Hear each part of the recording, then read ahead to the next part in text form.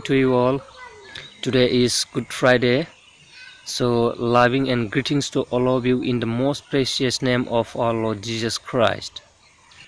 मोजां फुंबिलि बयनिसिमबो आंनि गासै साबस्क्राइबार आंनि गासै भिउवार्स नोंथांमोननिसिम दिनै गुड फ्राइडे बे गुड फ्राइडे समाव आंनि गोसो सिंनिफ्राय बयनिसिमबो ग्रीटिंग्स आङो जासिहरबाय दिनैनि बे गुड फ्राइडे सानाव लोगोसे आं नोंथांमोननो मोनसे निउस हरनो नागिरदों जोंनिखै एकदम मोनायाव बारहुंखा फैदों बारहुंखाजों गोबां जोंनियाव गय बायदों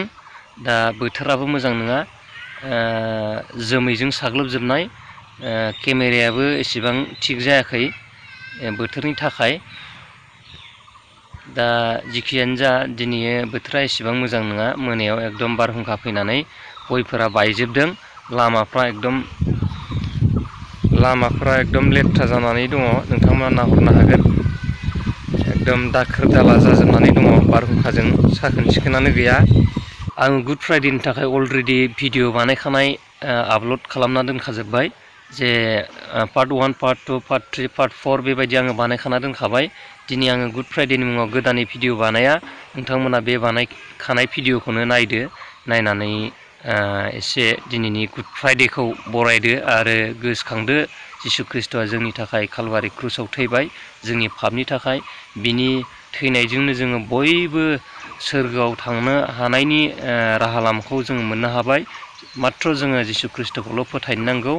आरो दिनैनि बे गुड फ्राइडेखौ जोंनि गोसो सिङाव बिनि थैनाय सानखौ नाजावनानै लानो थाखाय आं बयखौबो खावलायबाय